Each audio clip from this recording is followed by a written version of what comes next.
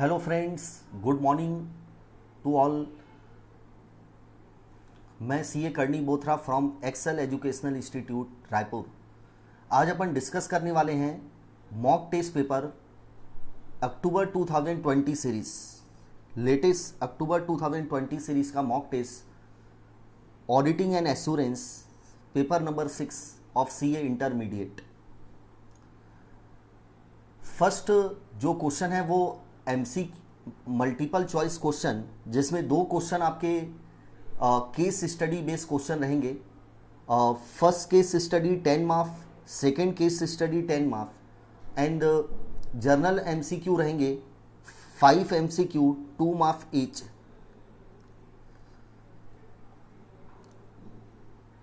तो 30 मार्क के एमसीक्यू हैं।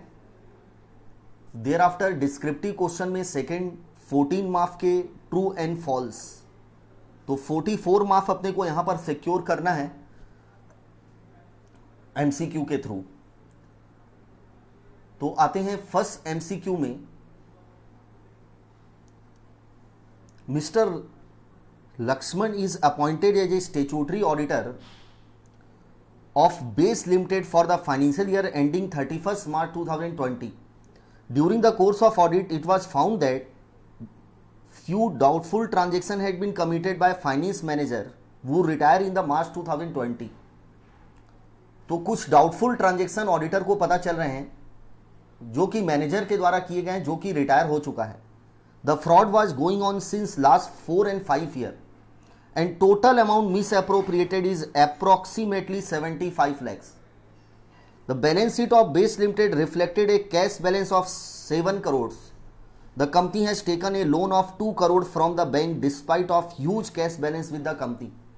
तो कंपनी की बात सोचिए, कैश बैलेंस पड़ा है 7 करोड़ का और उसके कंपनी ने लोन लेके रखा है 2 करोड़ का।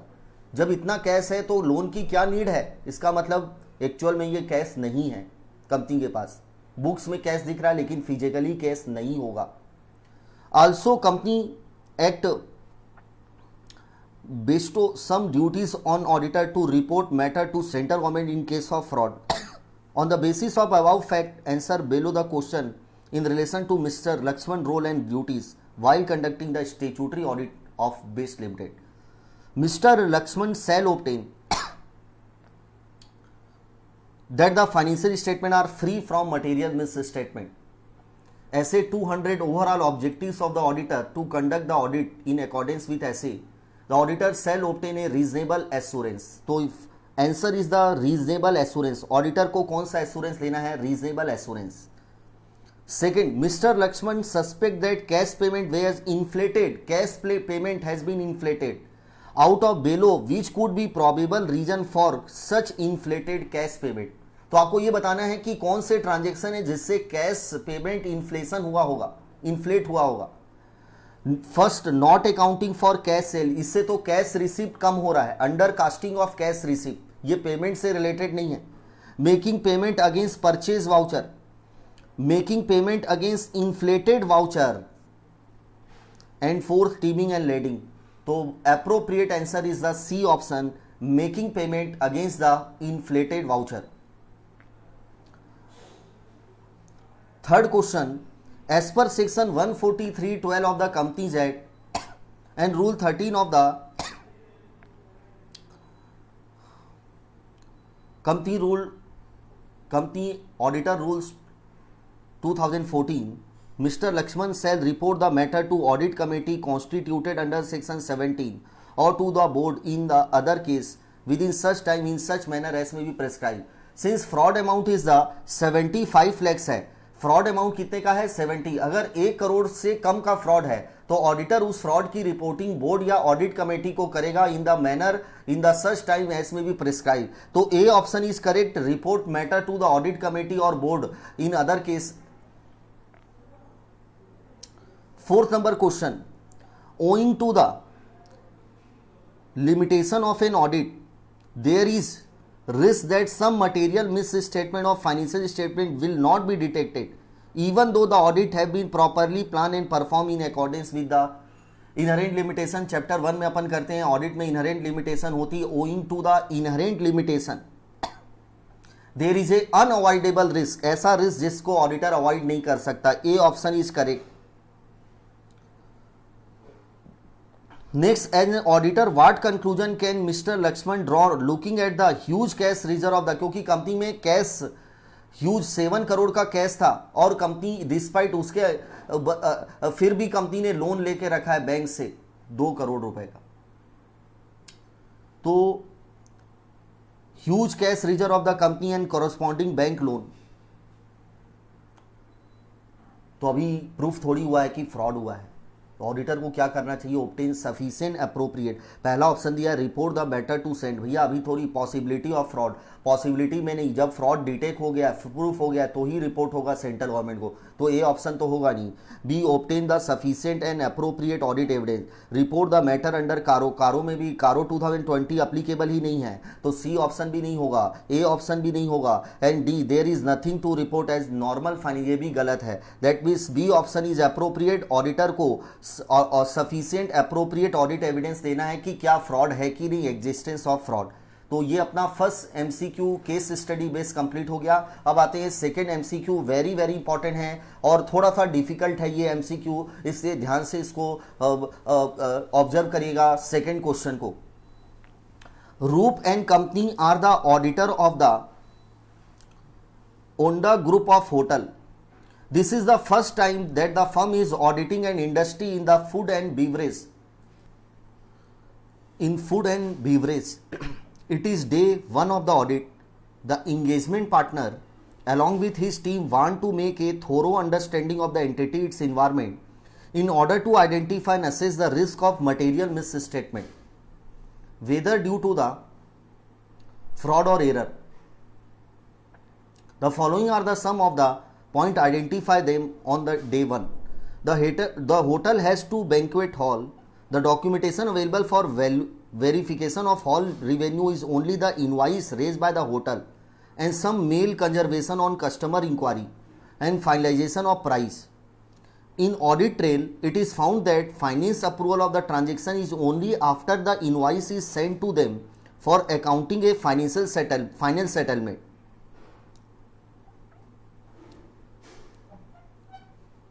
Advance paid by the client are not vetted, vetted का मतलब check, examine, not examine through finance team. The auditor should suspect a weakness, round करिएगा, वीकनेस इन इंटरनल कंट्रोल।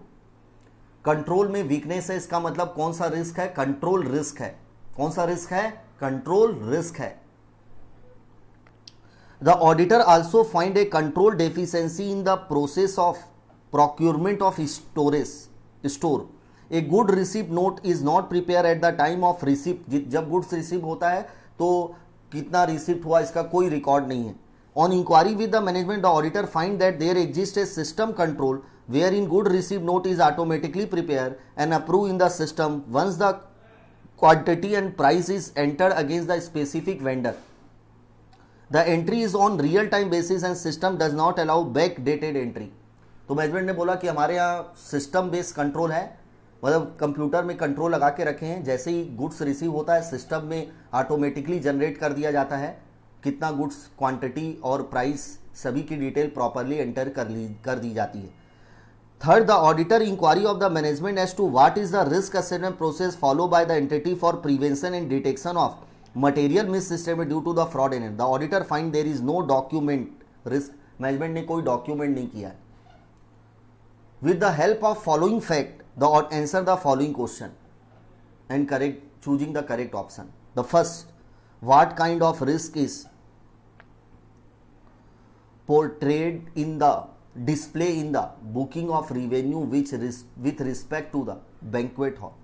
मैंने बताया था कौन सा रिस्क है, क्योंकि weakness in the system, that means control risk.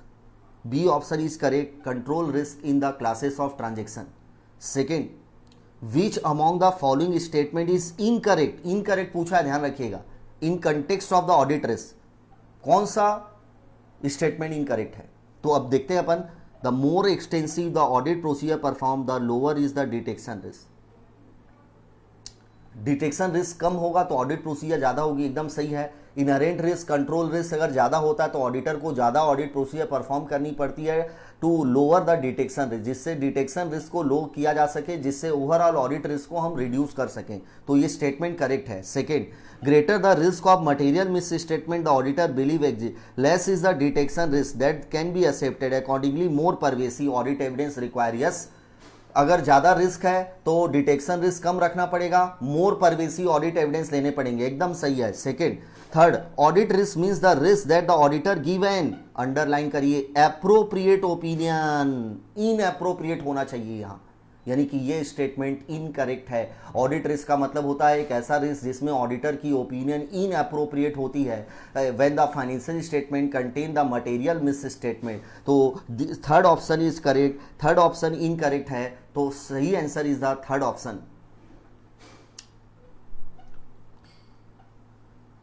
Third number question very important है, third number part. In case of procurement of store the auditor has tested more than one control for the same assertion. Same assertion मतलब same item के बारे में, store के बारे में auditor ने मोर than one control testing किया। In the given case what should be his reliance on the control since compensating control are identify. मतलब एक दो कंट्रोल अगर कमी मिले लेकिन उस कंट्रोल को में जो कमियां थी उसको अदर कंट्रोल कंपेंसेट कर रहे हैं, तो हमको कंपेंसेटिंग कंट्रोल मिल चुके हैं, आर आइडेंटिफाई। जो दो कंट्रोल में कमियां मिली है ना उसको ये दूर कर कंपेंसेट करने में एबल है। हैज इफ टेस्टेड एंड इवैल्यूड, अगर वो इफेक्टिव मिलते हैं, कंपेंसेटिंग कंट्रोल अगर इफेक्टिव मिलते हैं, the auditor can rely on the control. Yes, ये ऐसे 330 में दिया गया है कि ऑडिटर को अगर किसी एक आइटम के असर्शन के बारे में वन और मोर कंट्रोल टेस्टिंग करते समय अगर वीकनेस मिलती है और अगर ऑडिटर को साथ में कंपेंसेटिंग कंट्रोल अगर मिल जाते हैं और अगर वो कंट्रोल अगर इफेक्टिव मिलते हैं तो ऑडिटर में rely on the control, auditor rely कर सकता है कंट्रोल में। तो first option is correct, auditor can rely on the control. Question number 4, in the context of SA 315 which among following is not a risk assessment procedure। Risk assessment procedure के component याद करिए, SA 315 में पढ़े थे अपन, inquiry, observation, analytical procedure, inspection.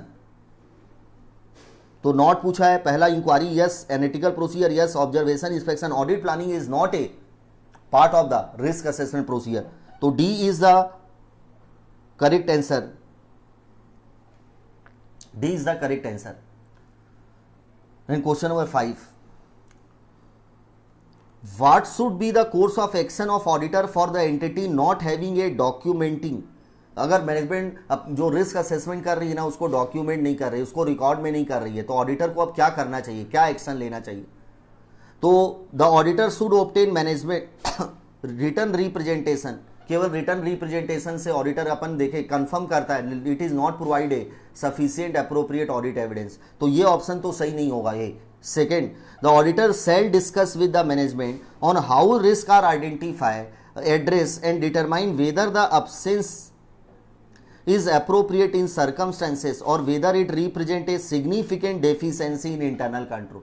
यानी auditor को management से डिस्कस करना चाहिए कि आप कैसे रिस्क आइडेंटिफाई करते हैं, उसे कैसे एड्रेस करते हैं, दूर कैसे करते हैं, एंड डिटरमाइन वेदर अब्सेंस, अगर रिस्क असेसमेंट आपके यहाँ नहीं हो रहा है तो क्या ये अप्रोप्रिएट है क्या, कि आपके यहाँ रिस्क असेसमेंट हो ही नहीं रहा है, क्या ये अप्रोप्रिएट रहेगा क्या आपके यहाँ, और वेदर अगर नहीं है तो weather it represent deficiency in internal control system, क्योंकि आपको कंट्रोल पर रिलाय ही नहीं है तो इसलिए आप रिस्क असेसमेंट ही नहीं कर रहे हैं। तो ये अप्रोप्रिएट आंसर दे रहा है। थर्ड देखेंगे, the auditor should advise the management to document immediately. अब कैसे डॉक्यूमेंट होगा, अब तुरंत थोड़ी डॉक्यूमेंट हो पाएगा, तो सी ऑप्शन इनकरेक्ट है। Auditor shall discuss with the management how the risk are identify by the system and place reliance on the same as document in context is document important होता है, immaterial नहीं होता। तो fourth option भी गलत है, सी भी गलत है, ए भी गलत है, तो B is the appropriate. Auditor को डिस्कस करना चाहिए मैनेजमेंट से कि कैसे आइडेंटिफाई करती है, कैसे एड्रेस करती है। तो कुछ क्वेश्चन में आपको ऐसे आंसर चूज करना है, पहले आपको ये देखना चाहिए कौन सा नहीं होगा, तो जो बचेगा ना वो अप्रोप्रिएट माना जाएगा। अब जर्नल एमसीक्यू है, दो मार्क्स के। First, which of the following is not a example of an event और condition which may cast the significant doubt on the entity ability to continue as a going concern. ऐसे 570 पढ़े थे, 3 indicator थे, financial, operating और other indicator. तो इससे पूछा है कौन सा एग्जाम्पल नहीं है, ये इवेंट नहीं माने जाएंगे। तो लॉस ऑफ की मैनेजरियल फाइनेंशियल इंडिकेटर था, यस। एडवर्स की फाइनेंशियल इंडिकेटर था। इनएबिलिटी टू पे, ये भी फाइनेंशियल इंडिकेटर था। Current year profit turn to loss after providing depreciation, it is not cover, ये कोई इवेंट कंडीशन नहीं है। करेंट ईयर प्रॉफिट जो है वो लॉस में कन्वर्ट हो गया आफ्टर प्रोवाइडिंग डेप्रिसिएशन। तो इससे, क्योंकि डेप्रिसिएशन के बाद अगर लॉस हो रहा है ना, तो ये इवेंट और कंडीशन नहीं माना जाएगा कि एंटिटी इनेबल है to continue the going concern. तो D option is correct, D option is correct.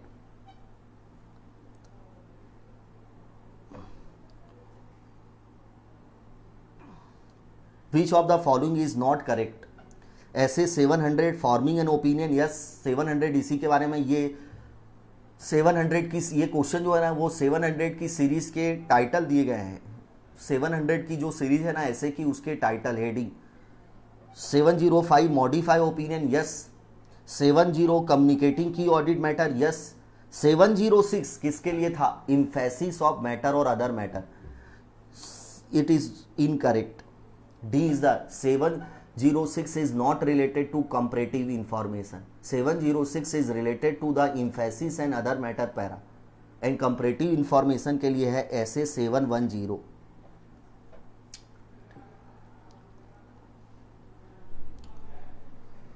Then question number 5, the concept of materiality is applied by the auditor essay 320. Chapter number 2 में अपन पढ़े थे materiality auditor planning में भी use करता है, performing में भी, evaluating the audit evidence and informing the opinion. Evaluating audit evidence का मिस स्टेटमेंट का इवैल्यूशन करते समय, ओपिनियन देते समय ऑडिटर मटेरियलिटी का यूज करता है। तो in planning, performing, in evaluating the effect of identify miss, both in planning and performing the audit and evaluating the effect of, yes C number is appropriate. Auditor planning का use both planning and performing में करता है। And in evaluating the effect of identify misstatement on the audit, C option is correct। तो ये अपने MCQ complete हो गए हैं। ऐसे से related MCQ, standard on auditing से रिलेटेड MCQ। अब आते हैं true and false.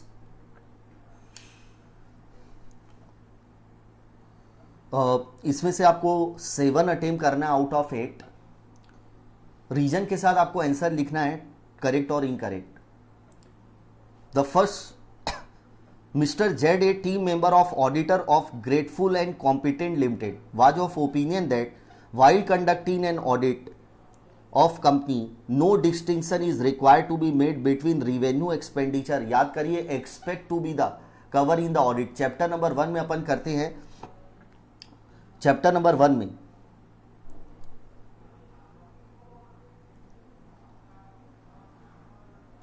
Chapter number 1 में पेज नंबर 2 में आप देखेंगे aspect to be cover in the audit.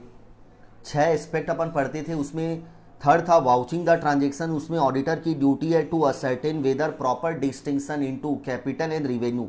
Capital expenditure, revenue item में प्रॉपर डिस्टिंक्शन मैनेजमेंट ने किया है कि नहीं, ऑडिटर को ये असर्टेन करना है।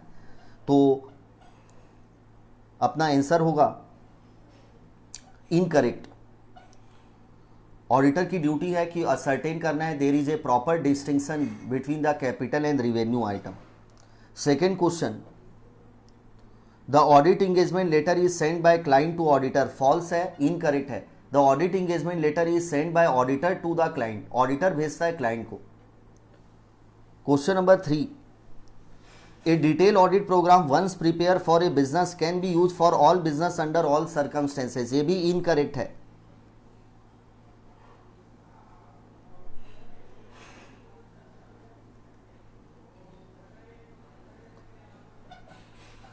इसके बारे में अपन 2 क्वेश्चन आरटीपी में दिए हुए थे।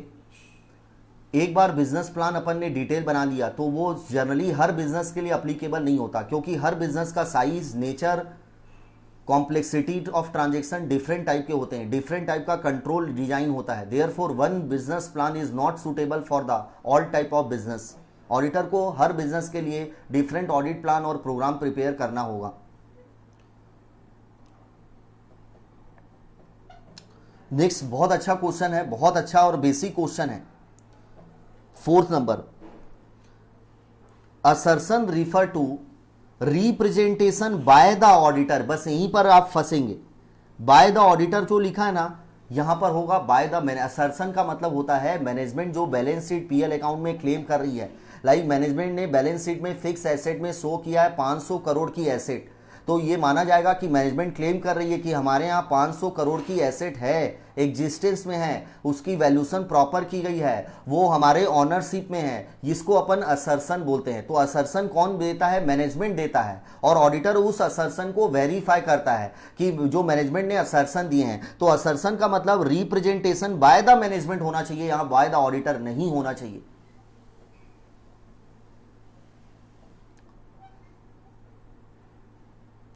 तो ये इनकरेक्ट स्टेटमेंट रहेगा।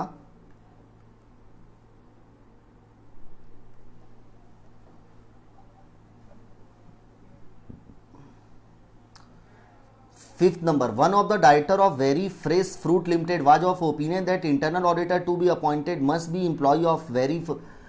ये भी इनकरेक्ट है। अपन सभी जानते हैं सेक्शन 138 इंटरनल ऑडिट कि इंटरनल ऑडिटर मे और may not be the employ. Compulsory नहीं है, एम्प्लॉय हो भी सकता है, नहीं भी हो सकता है। ये तीनों क्वेश्चन कंपनी ऑडिट के हैं जो आगे आपको मिलेंगे, कवर होंगे। ये तीनों एमसीक्यू 6 नंबर 7 और 8, ये तीनों पार्ट जो है वो कंपनी ऑडिट में आगे कवर होगा।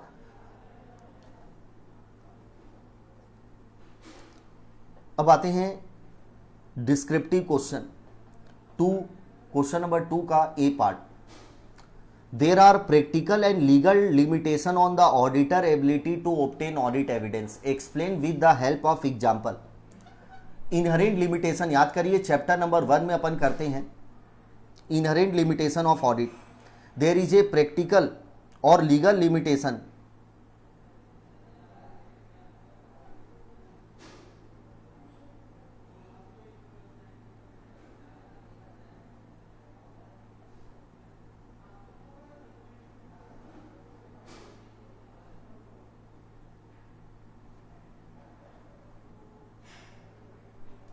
इनहेरेंट लिमिटेशन ऑफ ऑडिट में आप देखेंगे पेज नंबर 7 में सेकेंड इनहेरेंट लिमिटेशन का point, there are practical and legal limitation on auditor ability to obtain audit evidence. 3 example दिए गए हैं कि हो सकता है मैनेजमेंट आपको इंफॉर्मेशन ना दे इंटेंशनली या अनइंटेंशनली, या audit procedure use to gather the audit evidence may be ineffective against the fraud detection. मतलब आपकी ऑडिट प्रोसीजर इनइफेक्टिव हो सकती है particularly to detect the fraud, and audit is not a official investigation against the wrongdoing। Auditor के पास investigation के power नहीं होते, like search and seizure करने का power.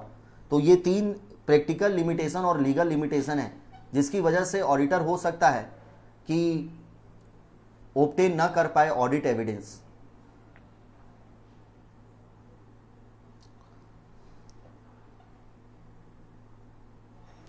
Second B2B, DEF company chartered accountant successfully carry out the audit of Shree Cement for the financial year 1920.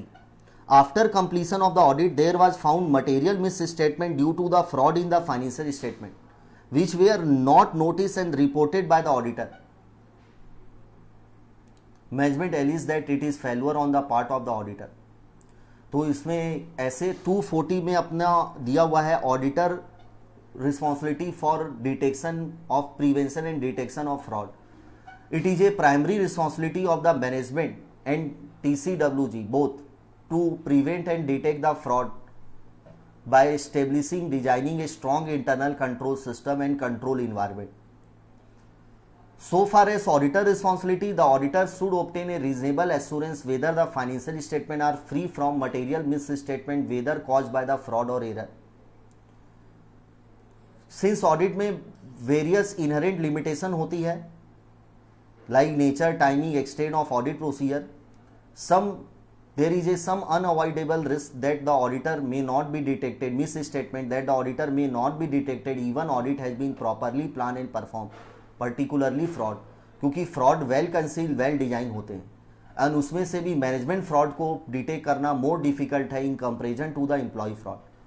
So far as auditor responsibility, the auditor shall apply the professional skepticism, shall take the professional judgment throughout the audit. If auditor cause a doubtful situation, the auditor shall investigate the matter. And भले ही management past में कितनी भी integrity थी, auditor को ये recognise करना चाहिए हमेशा कि मैनेजमेंट हो सकता है कि गलत इंफॉर्मेशन दे, कंप्लीट इंफॉर्मेशन ना दे. तो फाइनली ऑडिटर ने अगर अपने ऑडिट करते समय ड्यू डिलीजेंस प्रोफेशनल स्केपिटिज्म का अप्लाई किया है, फिर भी अगर कुछ फ्रॉड डिटेक्ट नहीं हो पाते, कुछ मिस स्टेटमेंट डिटेक्ट नहीं हो पाते, तो auditor is not responsible for से. तो ये आपको ऐसे 240 में मिलेगा, responsibility for prevention and detection of fraud, ऐसे 240, पेज नंबर 123. मैंने पूरा एक्सप्लेन कर दिया आंसर, आप रिफर कर सकते हैं page number 123, SA 240, responsibility for prevention and detection of fraud. Next question 2 का C, there are 2 interlinked perspective of independency of the auditor, one independency of mind and two second independency in appearance. Explain.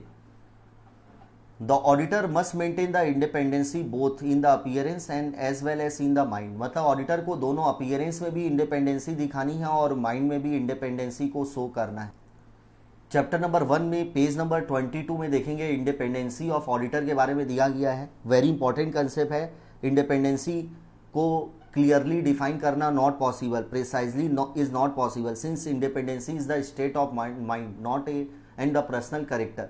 According to guidance note issued by the ICAI regarding the independency of auditor, the independency implied that judgment of the person is not subordinate to the wishes or direction of another person who might have been engaged. मतलब auditor का जो decision होगा, judgement होगा, वो दूसरे के direction या दूसरे के विशेष के पर नहीं होना चाहिए जो उसको इंगेज किया. लाइक क्लाइंट के डायरेक्शन या क्लाइंट के विशेष पर ऑडिटर का जजमेंट नहीं होना चाहिए. ऑडिटर अपना जजमेंट खुद लेगा, इंडिपेंडेंटली लेगा, अनबायस जजमेंट लेगा.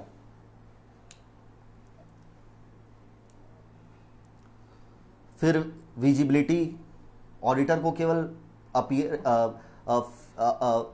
इंडिपेंडेंसी केवल माइंड में ही नहीं रखनी है, विजिबिलिटी अपीयरेंस में भी उसको अपीयर भी होना चाहिए. मतलब सभी को ये दिखना चाहिए कि ऑडिटर क्या है, इंडिपेंडेंट है. तो ये 2 पैराग्राफ आपको आंसर लिखना है इंडिपेंडेंसी के बारे में.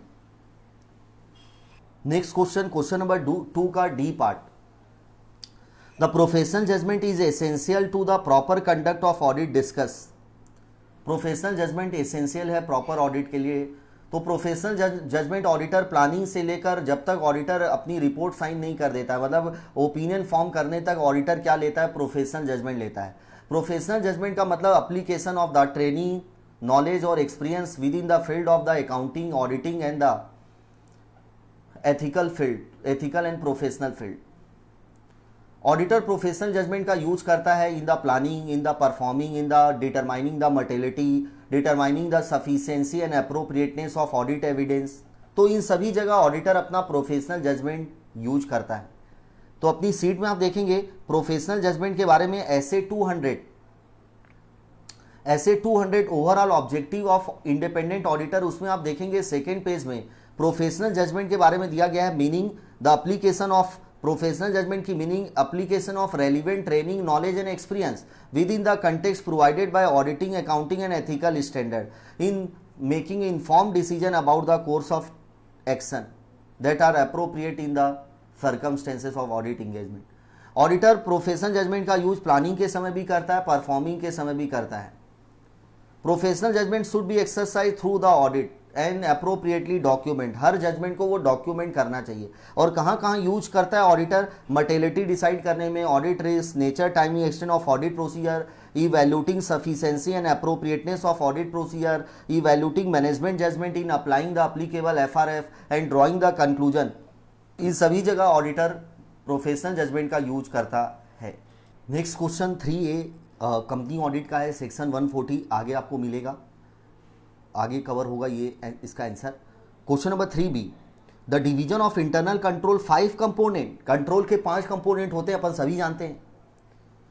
To provide a useful framework for the auditor to consider how different aspect of internal control may affect the audit, mention those component, मतलब आपको इंटरनल कंट्रोल के 5 कंपोनेंट के बारे में लिखना है। और 5 कंपोनेंट क्या थे याद करिएगा, यहीं पर रिस्क असेसमेंट, मैनेजमेंट सबसे पहले रिस्क असेस करती है, मैनेजमेंट की risk assessment procedure auditor understand करेगा। सेकेंड, कंट्रोल एक्टिविटी, मैनेजमेंट उस रिस्क को मिनिमाइज करने के लिए कंट्रोल डिजाइन करती है, control activity. Third is a control environment, maintenance of culture of ethics, ethical behaviour, honest environment in the working environment of the entity. It provide a strong foundation of the other component of internal control. तो control environment. Fourth is the information system and fifth is the monitoring of control. तो ये 5 important control है, control internal control के, risk assessment procedure, control activity, control को monitoring करना, information system and control environment. Chapter number 4 में आपको मिलेगा internal control के 5 कंपोनेंट। यही 5 कंपोनेंट को आपको ब्रीफली डिस्कस करना है क्वेश्चन नंबर 3B में। Question number 3C, your firm has been appointed as a auditor to audit the account of an auto parts manufacture ABC limited, elucidate the matter to be considered by the auditor in developing his overall plan for the expected scope and conduct of audit।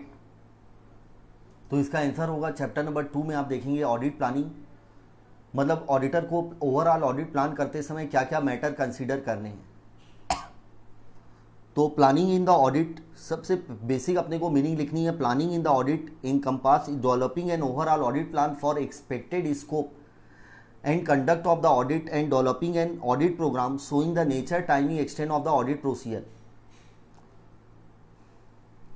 Plan बनाते समय auditor को ये सभी चीज consider करनी है। The plan should be made to cover among other thing acquiring the knowledge of the client accounting system, client के policies क्या है, इंटरनल कंट्रोल क्या है, establishing the expected degree of reliance to be place on internal control system, determining and programming the nature, timing, extent of audit procedure, कितना perform करना है, and coordination the work, दूसरे के work को कितना use करना है, like other auditor, branch auditor, joint auditor. तो coordinate to be the work to be perform, the coordinating the work to be perform.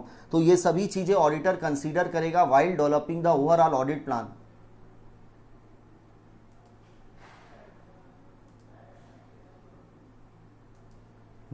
Next question number 4A bank audit का है, आगे कवर होगा ये इसका answer. Question number 4B, state clearly the objective of auditor as per SA 706 emphasis of matter or and other matter para to be included in the independent auditor report।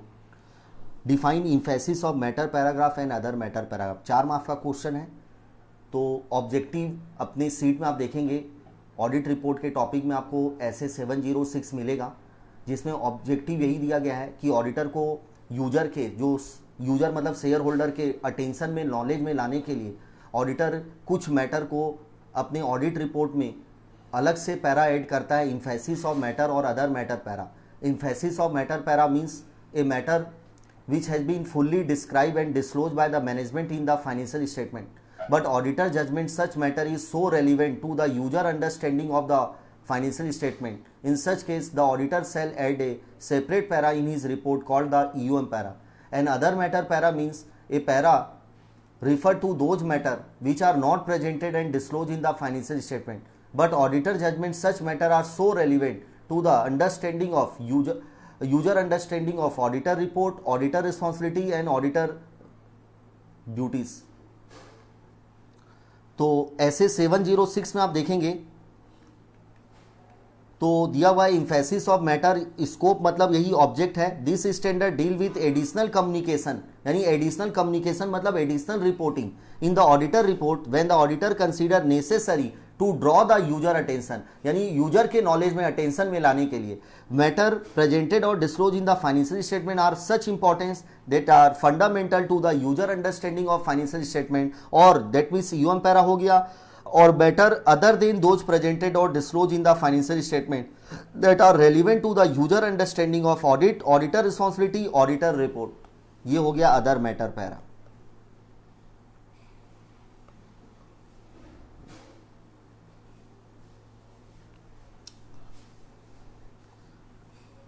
Next 4 का सी company audit का part है. Company audit में आगे अभी cover हो जाएगा ये 4C. 5th A, fraudulent financial reporting often involve management override of control that otherwise may appear to operating effectively. Explain the technique used to commit the fraud by the management overriding the control. Management कैसे fraud करती है, कुछ example देने. Like manipulation of accounts, fictitious journal entry pass करना. तो देखिए आपको दिख रहा है स्क्रीन में technique by which management fraud कर सकती है. Override the internal recording, fictitious journal entry हो गया. Inappropriate adjusting assumption, change the judgment, मतलब मैनेजमेंट एस्टीमेट चेंज कर दे रही है. ओमिशन, एडवांस में रिकॉर्ड करना, डिले करना. Concealing, not disclosing the fact, full fact. Engage the complex transaction, alter करना रिकॉर्ड. अपनी सीट में आप देखेंगे तो पेज नंबर आपको फ्रॉड के टॉपिक में चैप्टर नंबर 5 में पेज नंबर 120 में मिलेगा. Different way to commit the fraud, manipulation, misrepresentation, intentional misapplication recording, fictitious entry, inappropriate adjusting the assumption, omission करना, एडवांस में रिकॉर्ड करना, डिले रिकॉर्ड करना, कंसेलिंग और नॉट और अल्टर करना रिकॉर्ड्स को.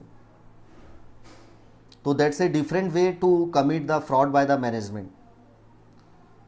Next B number government audit का है जो आगे कवर होगा आपका. C number, give some example of circumstances in which it is appropriate to prepare audit documentation relating to use of professional judgment where the matter and judgment are significant matter and judgment. कौन कौन से ऐसे document है जिसमें auditor का significant judgement involve होता है, significant matter होते हैं, उसको डॉक्यूमेंट करना है. तो कौन कौन से एग्जाम्पल आपको लिखने हैं. ऐसे 230 में आपको मिलेगा. ये चैप्टर नंबर 3 में आप देखेंगे सिग्निफिकेंट मैटर. देखिए लिखा document of significant matter and significant judgment. ये आपके आरटीपी में भी दिया था ये question same. Matter that give rise, जो ऐसे मैटर जिसमें बहुत ज़्यादा रिस्क है, लाइक फ्रॉड हो गया, लाइक सिग्निफिकेंट मैनेजमेंट जजमेंट हो गया. Next is the result of audit procedure indicate that financial statement could be material misstated, हो सकता है उसको डॉक्यूमेंट करना है. या need to revise the previous assessment of risk of, auditor को अपना रिस्क असेसमेंट जो शुरू में किया था उसको रिवीजन करना पड़ा, जिस रीजन की वजह से रिवीजन करना पड़ा उसे डॉक्यूमेंट करना पड़ेगा. नेक्स्ट, ऑडिटर को किन ऐसी क्या सर्कमस्टेंसेस आए थे जिससे ऑडिटर को सिग्निफिकेंट डिफिकल्टी आई थी इन applying the necessary audit procedure, and क्या फाइंडिंग हुई थी जिसकी वजह से ऑडिटर की ओपिनियन मॉडिफाई हुई थी, जिसकी वजह से, या इंक्लूजन इन यूएम पैरा और अदर मैटर. तो ये सिग्निफिकेंट मैटर है, बहुत इंपॉर्टेंट है, याद रखिएगा. Matter which give rise to significant risk, result of audit procedure that indicate that financial statement could be material miss statement, या need to revise the risk of risk assessment procedure को revise करना पड़ा. Circumstances that cause the auditor significant difficulty in applying the, मतलब ऑडिटर को क्या ऐसी क्या परिस्थिति आ गई थी जिसकी वजह से ऑडिटर को बहुत परेशानी हुई ऑडिट प्रोसीजर अप्लाई करने में. फाइंडिंग ऑडिटर की जिसकी वजह से ऑडिटर की रिपोर्ट मॉडिफाई हुई है उसको डॉक्यूमेंट करना है, या फिर इंक्लूजन ऑफ यूएम पैरा और अदर मैटर पैरा.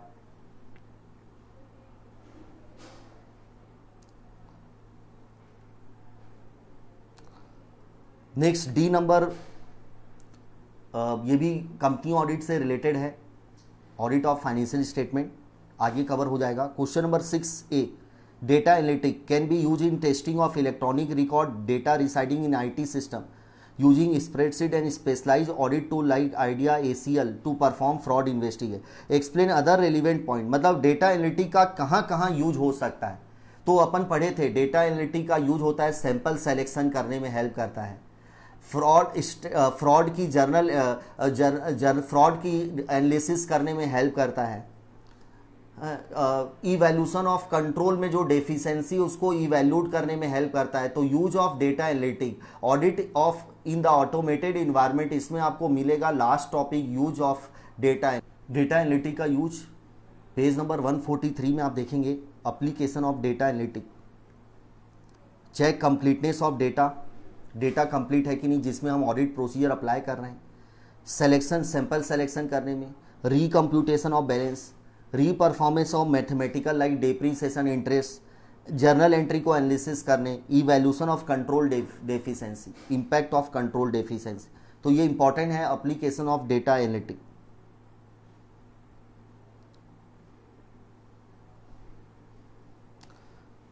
एंड 6 का B, the auditor testing done through statistical sampling is more scientific than testing based entirely on the auditor own judgment because it involve use of mathematical law of probability in determining the appropriate sample size in varying situation circumstances, explain and also state advantage of, मतलब आपको statistical sampling की meaning लिखनी है जिसमें auditor probability theory का use करता है sample select करने के लिए, और इसमें ये आपको साथ में रिस्क के बारे में बता देता है कि अगर आपने जो सैंपल साइज चूज किया उसमें कितना रिस्क इन्वॉल्व होगा वो भी आपको कंप्यूट करके देता है। तो ये मोर मैथमेटिकल मोर साइंटिफिक टेक्निक है और मोर वाइडली यूज है जहां पर सिमिलर वैल्यू के ट्रांजेक्शन है, लार्ज नंबर ऑफ ट्रांजेक्शन, तो उसमें ये टेक्निक यूज करना मोर सुटेबल है। और स्टैटिस्टिकल सैम्पलिंग टेक्निक के एडवांटेज लिखने हैं कि लार्ज मास ऑफ डेटा को चेक करने का मोस्ट सुटेबल मेथड है, ये मोर ऑब्जेक्टिव है, अनबायस मेथड होता है इसमें क्योंकि ऑडिटर अपने जजमेंट के बेसिस पर सैंपल सेलेक्ट नहीं कर रहा है, इसलिए ये मोर ऑब्जेक्टिव और मोर अनबायस टेक्निक है। ये कैलकुलेटेड रिस्क भी कंप्यूट करता है कि अगर आप इस सैंपल साइज को रखे हो तो आपका कितना रिस्क होगा, सैम्पलिंग रिस्क कितना होगा, वो भी कैलकुलेट करके देता है। तो सैम्पलिंग के बेनिफिट जो है ना वो आपको स्टैटिस्टिकल सैम्पलिंग के जो अपनी सीट में आपको मिलेगा स्टैटिस्टिकल सैम्पलिंग के, तो आपको देखिए advantage of statistical sampling page number 149, the amount of testing sample size does not increase the size of the area tested, sample more objective more defensible, तो ये आपको एडवांटेज लिखना है। हेलो फ्रेंड्स, इस वीडियो में मैं आपको ऑडिट एंड एश्योरेंस का अक्टूबर 20 का मॉक टेस्ट पेपर सॉल्व करवा रहा हूँ। मैं और करनी सर इसको मिल के बनाने वाले हैं। मैं अपने पोर्शन के क्वेश्चंस आपको बनाना शुरू करता हूँ। जनरल एमसीक्यूज में आइएगा, इसमें थर्ड क्वेश्चन को देखिएगा। थर्ड क्वेश्चन को, A limited has been assigned a cash credit limit of ₹20 lakhs as against book debts furnished as security, what kind of security creation is it. मतलब जब हम लोग बैंक से लोन लेने के समय गिरवी के रूप में अपने डेटर्स देते हैं, बुक डेट्स का मतलब सिक्योरिटी डेटर्स को दी गई है, तो डेटर्स को सिक्योरिटी के रूप में देना क्या कहलाता है? द करेक्ट आंसर इज, उसको असाइनमेंट कहते हैं। देखिए, मॉर्गेज कभी भी इमूवेबल प्रॉपर्टी को दिया जाता है, प्लेज कभी भी स्टॉक को दिया जाता है, प्लेज या हाइपोथिकेशन, और असाइनमेंट कभी भी डेटर्स का, LIC पॉलिसी का, ये सब का होता है। और फोर्थ क्वेश्चन मेरे साथ पढ़िएगा, बहुत इजी क्वेश्चन है। Dash is a possible obligation that arises from past events and whose existence will be confirmed only by the occurrence or non-occurrence of one or more uncertain future events not wholly within the control of the entity. This is directly the definition of contingent liability taken from Accounting Standard 29. Being a Group 2 student, you must be knowing it very well. Now let us move forward.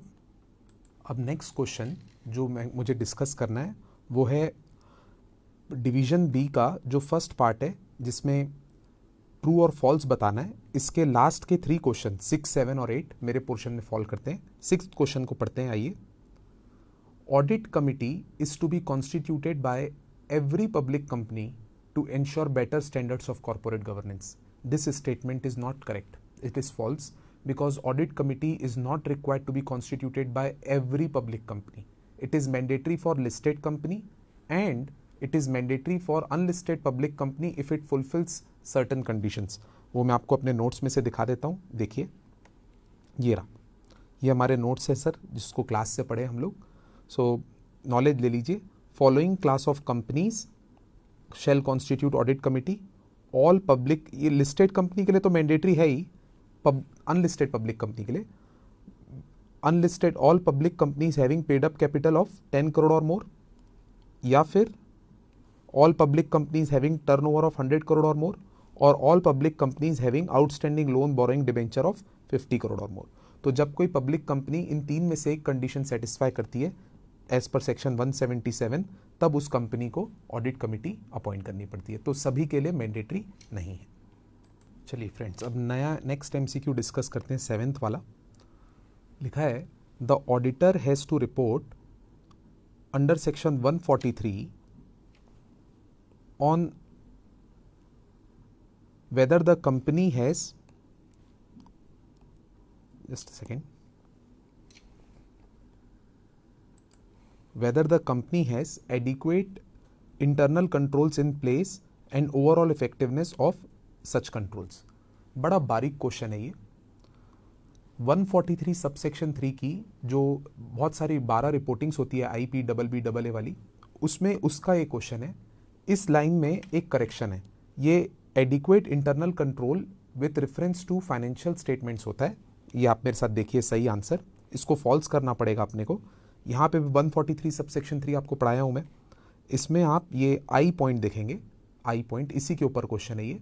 तो correct reporting ये है, ये आपको पूरी की पूरी लिखनी है, ये सही आंसर होगा उसका।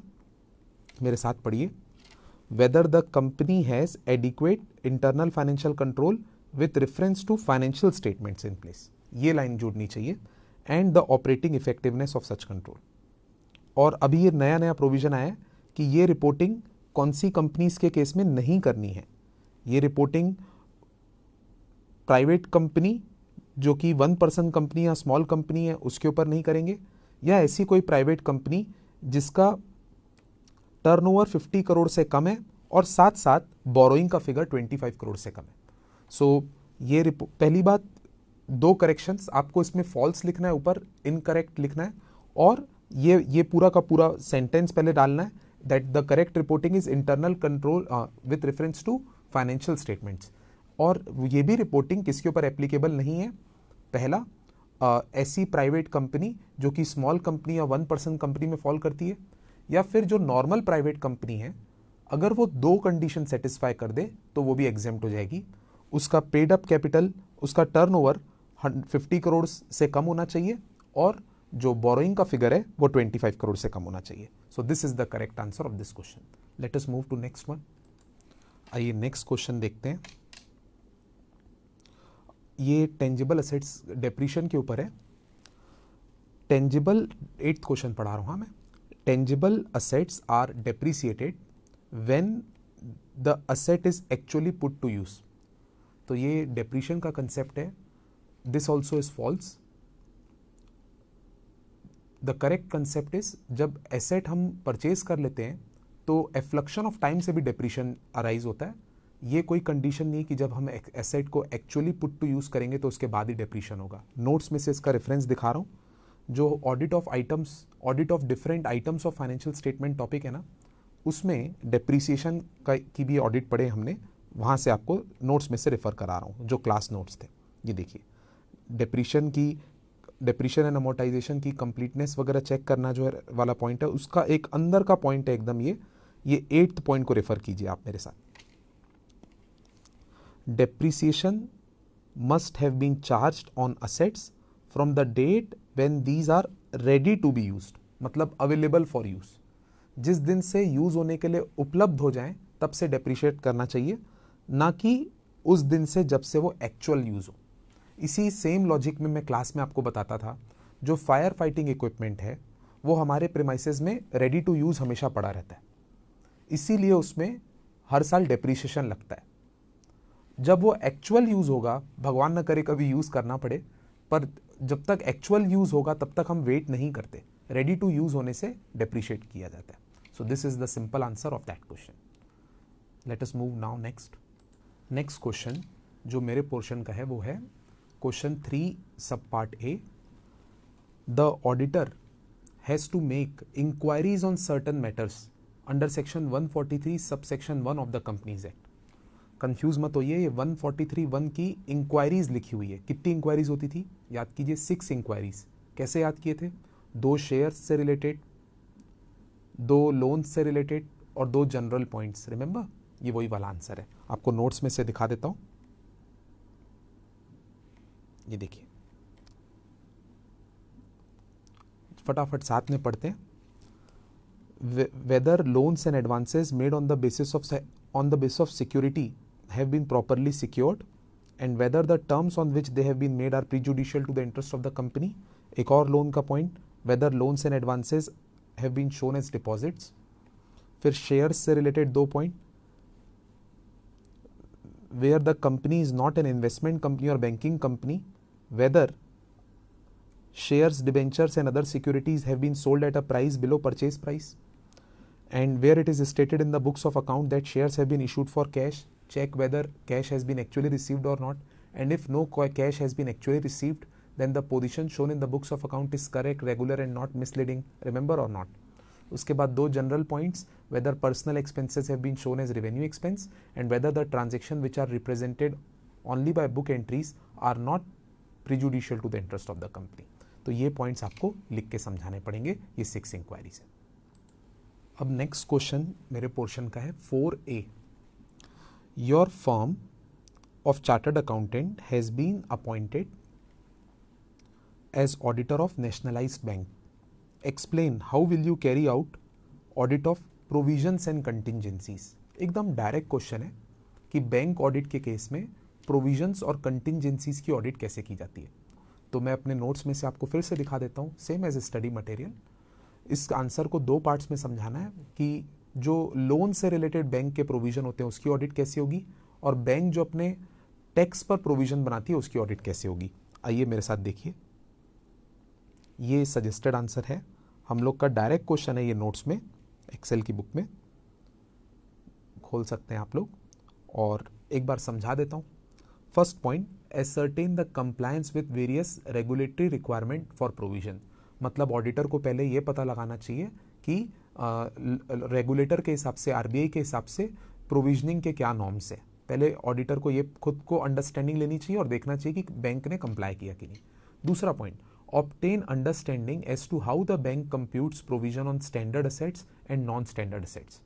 तो बैंक स्टैंडर्ड लोन्स पर और नॉन स्टैंडर्ड लोन यानी कि डाउटफुल या एनपीए में कैसे प्रोविजंस कंप्यूट करती है, उसकी अंडरस्टैंडिंग ऑडिटर को लेनी चाहिए।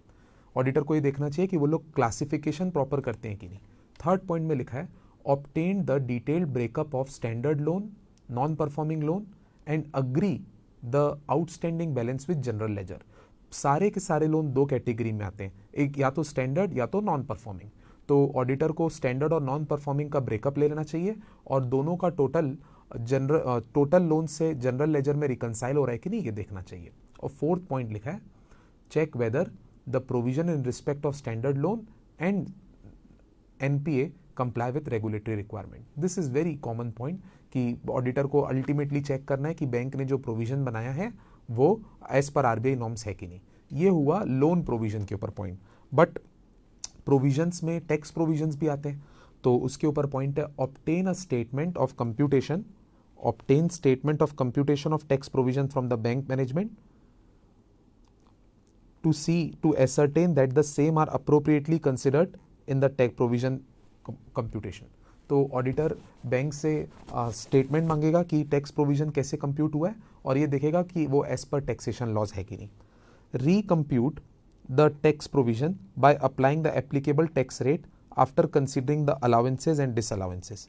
तो एक बार ऑडिटर को सेल्फ भी चेकिंग करना चाहिए कि जो बैंक का नेट प्रॉफिट है उसमें जो जो डिसअलाउंसेस है उसको ऐड बैक कर दें, जो जो अलाउंस है वही माइनस हो, और वो टैक्सेबल प्रॉफिट पे उसको खुद एक बार टैक्स रेट अप्लाई करके देखना चाहिए और क्रॉस वेरीफाई करना चाहिए कि बैंक के द्वारा बनाया हुआ टैक्स का प्रोविजन और जो ऑडिटर अगर खुद अकाउंटेंट होता तो जो टैक्स प्रोविजन बनता वो रिकंसाइल होते हैं कि नहीं।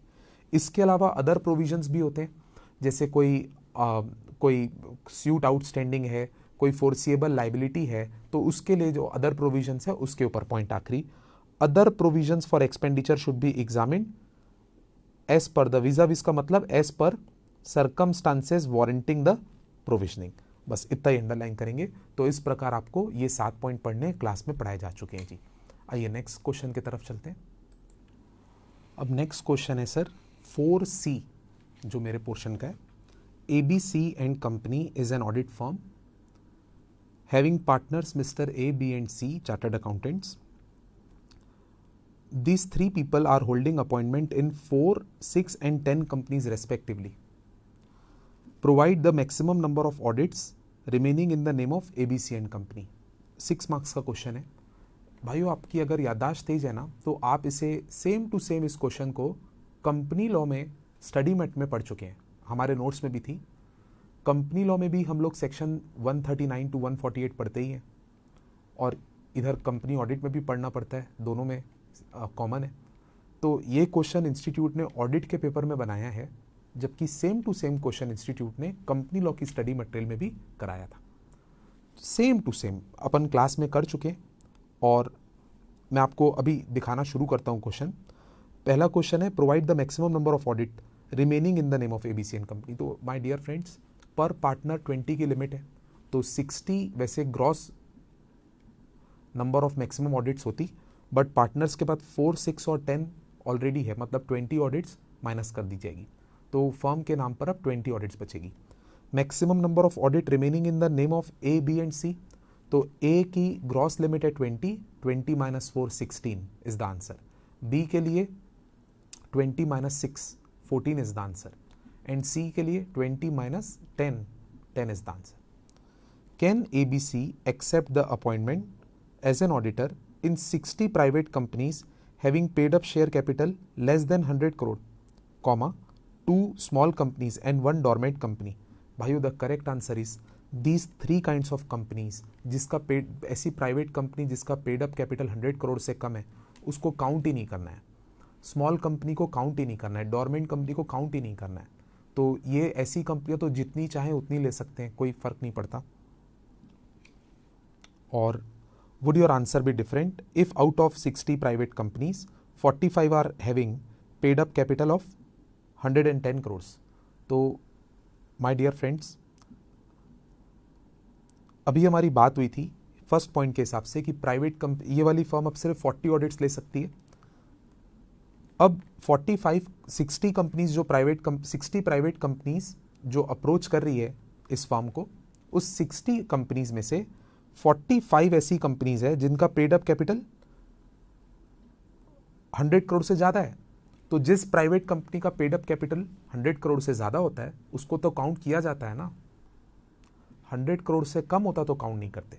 मतलब इस 60 में से 45 काउंटेबल है, बाकी 15 यूजलेस है। बट द प्रॉब्लम इज ये फर्म के पास मैक्सिमम लिमिट 40 है, और 40 के हिसाब से ये लोग 40 से ऊपर एक्सेप्ट नहीं कर सकते। तो 45 कंपनीज काउंटेबल है, जबकि फर्म एलिजिबल है सिर्फ 40 के लिए, इसीलिए ये फर्म 40 एक्सेप्ट कर सकती है, बाकी 5 को रिजेक्ट करना पड़ेगा। बट मैं आपको दिखा देता हूँ ये आंसर कहाँ पे है। ओरल डिस्कस कर ली हमने, ये कंपनी लॉ की स्टडी मटेरियल मैंने खोली है, या हमारी एक्सेल की बुक भी मान सकते हैं आप। ये इसमें same to same question institute ने बनाया है, ये वहीं से है ये। और इसमें हालांकि 2 पार्ट्स पूछे गए हैं, और इस क्वेश्चन में कुछ ज़्यादा ही पार्ट्स हैं, तो यहाँ से रेफर करेंगे आप लोग। Okay, now let us move. अब मेरे दोस्तों नेक्स्ट क्वेश्चन जो है ना वो CAG की रिस्पॉन्सिबिलिटी के ऊपर है। ड्यूटीज़ ऑफ CAG का एक पहला पॉइंट पढ़ते थे हम कि right duty to compile the accounts and submit to governor और द प्रेसिडेंट और the administrator of the state. उसी के ऊपर डिटेल का 4 मार्क्स का क्वेश्चन है, तो उसको मैं स्टडी मैट से रेफर करा रहा हूँ आंसर को। फर्स्ट पॉइंट, ये जो फर्स्ट लाइन है ये खुद क्वेश्चन में लिखी हुई है, the CAG shall be responsible for compiling the accounts of union and each state. ये खुद क्वेश्चन में लिखा हुआ है, तो याद क्या करना है इसके बाद से, जितना मैं अंडरलाइन किया हूँ बस उसी को नोट करेंगे। The CAG shall prepare the annual receipt and payment for the purpose of union, each state and each of the union territory। मतलब CAG की एक और रिस्पॉन्सिबिलिटी है कि वो सेंट्रल गवर्नमेंट, स्टेट गवर्नमेंट और यूनियन टेरिटरीज के लिए रिसिप्ट एंड पेमेंट अकाउंट बनाए, and shall submit those accounts to central government के केस में प्रेसिडेंट के पास, यूनियन स्टेट गवर्नमेंट के केस में गवर्नर के पास, और यूनियन टेरिटरी के केस में एडमिनिस्ट्रेटर के पास, जैसे कि हम क्लास में पढ़ चुके हैं। एक सेंटेंस बस और जोड़िएगा, the CAG shall give to the union government, to the state government and to the government of union territory such additional information as they may require from time to time। मतलब CAG को इन तीनों type की governments को additional information provide करने की भी duty है जब जब उनकी जरूरत हो। तो this is the proper answer of this question. देखिए 5B मेरा नेक्स्ट क्वेश्चन था, 5B उसी का आंसर मैं डिस्कस कर रहा था आपके साथ। The CAG shall be responsible for compiling the accounts वाले क्वेश्चन का ये आंसर रहेगा। नेक्स्ट क्वेश्चन जो मुझे समझाना है आपको वो है 5D। ये अकाउंटिंग स्टैंडर्ड्स के ऊपर क्वेश्चन है। You are an auditor of PQR limited which has spent 50 lakh rupees on research activities of the product during the period. Board of directors wanted to recognize it as internally generated intangible asset. Research के खर्चे को ये लोग internally generated intangible asset के रूप में recognise करना चाहते हैं। अब ये नॉइस को छोड़ दीजिए, मेन क्वेश्चन क्या है, एडवाइस एंड डिस्कस। एक्चुअली ये डायरेक्ट क्वेश्चन है। The condition necessary to be fulfilled to recognise intangible asset in financial statement. मतलब जब भी किसी एक्सपेंडिचर को इंटेंजिबल असेट आप आइडेंटिफाई करना चाहते हैं तो कौन सी कंडीशन फुलफिल होने पर आप खर्चे को इंटेंजिबल असेट आइडेंटिफाई कर पाएंगे, इसके ऊपर ये क्वेश्चन है। आइए डिस्कस करते हैं, नोट्स में से ही दिखाऊंगा। ये देखिए दोस्तों, हमारे नोट्स में इंटेंजिबल असेट की जहाँ पे ऑडिट है ना, ये हमारे नोट्स हैं एक्सेल के। इसमें एकदम डायरेक्टली लिखा हुआ ये पॉइंट कंप्लीटनेस के असर्शन के अंदर, इंपॉर्टेंट, सीधा डायरेक्ट क्वेश्चन इसी चीज के ऊपर आ गया। Auditor should specifically examine that intangible asset should have been recognized only if following conditions are fulfilled. The asset should be identifiable. The asset should be controlled by the entity. सबसे important point ये है, probability is there. Probability का मतलब होता है 50% से ज्यादा chance होना that future economic benefit associated with the intangible asset will flow to the entity. मतलब आसान भाषा में ये असेट से भविष्य में एंटिटी को फायदा होगा, फाइनेंशियल बेनिफिट होगा, जिसको इकोनॉमिक बेनिफिट बोलते हैं। And the cost of the asset can be ascertained reliably. जो कॉस्ट आप, जो असेट आपने इंकर की है, जो एक्सपेंडिचर आपने किया है, वो उसकी कॉस्ट एसर्टेनेबल होनी चाहिए। जब ये चार कंडीशन सेटिस्फाई हो तब कंपनी को अपनी एक्सपेंडिचर को इंटेंजिबल एसेट आइडेंटिफाई करना चाहिए। जहां तक उस क्वेश्चन का सवाल है, अगर आपको इसमें थोड़ा डिप्लोमेटिक आंसर देना है, if the nature of the expenditure fulfils these 4 conditions then it should be recognised as intangible asset. और जहां तक जनरल विजडम की बात है तो रूटीन रिसर्च एक्सपेंस वो कभी भी इंटेंजिबल एसेट नहीं बनते, और बाकी जो स्पेसिफिक रिसर्च एक्सपेंस होते हैं वो अगर ये 4 कंडीशन को सेटिस्फाई करेंगे तब वो कंपनी को इंटेंजिबल एसेट के रूप में आइडेंटिफाई करना चाहिए। ये क्वेश्चन का आंसर काफी केस टू केस बेसिस पे डिपेंड करता है एक्चुअली। तभी आपको भी ये एकेडमिक पॉइंट्स लिखने और फिर डिप्लोमेटिकली बोलना है, if the expenditure fulfils these 4 condition then. I hope you have understood. अब नेक्स्ट क्वेश्चन जो मैं डिस्कस कर रहा हूं वो है question 6C। When the accounts of branch are audited by person other than company auditor, then there is a need for clear understanding of the role of such auditor, मतलब जो दूसरा ऑडिटर है उसका क्या रोल है, and the company's auditor in relation to the audit of accounts of the branch and the audit of company as a whole explain। ये question काफी tricky है। ये क्वेश्चन SA 600 से लिया गया है, ये हमारे नोट्स में भी है। उसमें से कौन सा आंसर यहाँ पे फिट होना चाहिए वो मैं अपनी ओपिनियन आपको बता रहा हूँ।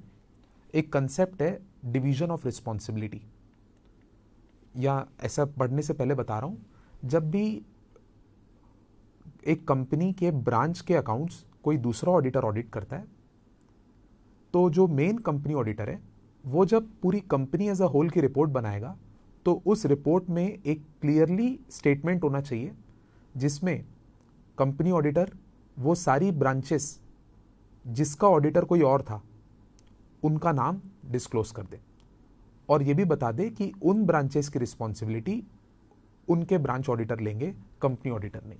ये चीज ऐसे 600 में दी हुई है, आपको आइए पढ़ाता हूं मैं, वो इसका मेरे हिसाब से आंसर होना चाहिए।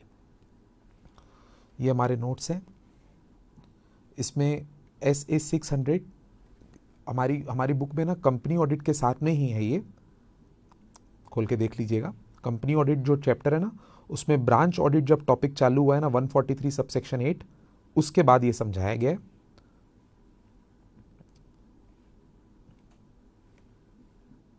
ये देखिए, इसको एक्सप्लेन करता हूं। ये division of responsibility, the principal auditor would not be responsible in respect of the work given to other auditor except in circumstances which have aroused his suspicion. मतलब कभी भी कंपनी ऑडिटर उन कामों के लिए रिस्पॉन्सिबल नहीं होता जो काम ब्रांच ऑडिटर को दे दिए गए हैं, केवल ऐसे सर्कमस्टांसेस में जिसमें कंपनी ऑडिटर की खुद के डाउट पैदा हो चुके हों या होने चाहिए थे, उन केसेस में कंपनी ऑडिटर भी रिस्पॉन्सिबल रहेगा। जिसमें कंपनी ऑडिटर को खुद से क्वेरी उठानी चाहिए थी, उन मैटर्स पे कंपनी ऑडिटर रिस्पॉन्सिबल रहेगा। बाकी नॉर्मली स्पीकिंग जो काम ब्रांच ऑडिटर को दे दिया गया है उसके लिए कंपनी ऑडिटर रिस्पॉन्सिबल नहीं होता। अब ये मेन लाइन है, when the principal auditor has to base his opinion on the financial statement of the entity as a whole, then his report should state, मतलब जब भी प्रिंसिपल ऑडिटर पूरे financial statement as a whole पर अपनी opinion दे रहा होता है तो उसकी रिपोर्ट में होना चाहिए, his report should state clearly the division of responsibility for the financial information by indicating the extent to which the financial information of the components audited by other auditors have been included in the financial information of the entity। Hindi में इसका मतलब हुआ ये 2 line का, जो पूरी entity की financial information है उसमें से किस हद तक की फाइनेंशियल इंफॉर्मेशन की ऑडिट दूसरे ऑडिटर्स ने की है वो बता देना चाहिए। देखिए, वो रिपोर्ट दे रहा है कंपनी के पूरे फाइनेंशियल स्टेटमेंट्स पर, बट उस फाइनेंशियल इंफॉर्मेशन में कुछ कुछ फाइनेंशियल इंफॉर्मेशन ब्रांचेस की भी शामिल है। तो ऐसी फाइनेंशियल इंफॉर्मेशन जिसको दूसरे ऑडिटर्स ने ऑडिट किया है उसका क्या एक्सटेंट है ये कंपनी ऑडिटर को बताना पड़ेगा। रिपीट कर रहा हूं, पूरी कंपनी के फाइनेंशियल इंफॉर्मेशन में से कितनी ऐसी फाइनेंशियल इंफॉर्मेशन है जिसको दूसरे ऑडिटर ने ऑडिट किया है उसको इंडिकेट करना पड़ेगा। इससे डिवीजन ऑफ रिस्पॉन्सिबिलिटी हो जाती है। एग्जाम्पल वो बता सकता है कि कितनी नंबर ऑफ ब्रांचेज है या डिविजन्स है, सब्सिडरी नहीं लिखना चाहिए, कितनी ऐसी ब्रांचेज या डिविजन्स है या कंपोनेंट्स है जिसको अदर ऑडिटर ने ऑडिट किया है, उनकी संख्या ही बता दे कि out of 15 branches 6 branches have been audited by other auditors and 9 branches have been audited by me only. Out of 50, या कैसा भी हो सकता है, out of 15 branches all the branches have been audited by this person, none has been audited by. तो ऐसे करके एक पैराग्राफ डालना चाहिए। अब आइए दोस्तों, लास्ट क्वेश्चन 6D ये मेरे पोर्शन का है। BNP Limited has reduced its share capital to a great extent in the year for which you are conducting the audit. State how will you proceed for verifying the reduction of share। सबसे काम की line बस यही है, state how will you proceed for verifying the reduction of share capital। In my humble opinion, इसमें आपको जो reduction of share capital का लॉ है, कंपनी लॉ ग्रुप 1 में जो पढ़ते हैं वही पूरे पॉइंट्स लिखने पड़ते हैं कि क्या क्या कंडीशन सेटिस्फाई होनी चाहिए। SR पास करेंगे, उसके बाद ट्रिब्यूनल को अप्लाई करेंगे, ट्रिब्यूनल कुछ कंडीशन सेट प्रोसीजर फॉलो करेगी, फिर ट्रिब्यूनल का ऑर्डर आएगा, उस ऑर्डर को ROC के पास फाइल करेंगे। वो प्रोसेस लिखना है और आपको सिर्फ ये देखना है कि पूरा ड्यू प्रोसेस के साथ रिडक्शन हुआ कि नहीं। अगर कोई कंडीशन ब्रीच हुई होगी तो ऑडिटर उसको अपनी ऑडिट रिपोर्ट में लिखेगा। तो इसका आंसर अपने नोट्स में भी है, आप देखिए। यहां से आपको ये रहा audit of reduction of share capital section 66, but ये पूरे के पूरे पॉइंट कंपनी लॉ में ही पढ़ाए जाते हैं आपको। तो मेरे हिसाब से सजेस्टेड आंसर ये होगा कि आप इसको यहाँ से legal requirement of reduction of share capital से शुरू करें, कंपनी को एसआर पास करना पड़ेगा, और बिल्कुल ऐसा नहीं होना चाहिए कि कंपनी का डिपॉजिट्स का डिफ़ॉल्ट हो रखा हो, क्योंकि अगर ऐसा होगा तो वो रिडक्शन ऑफ शेयर कैपिटल नहीं कर सकती। फिर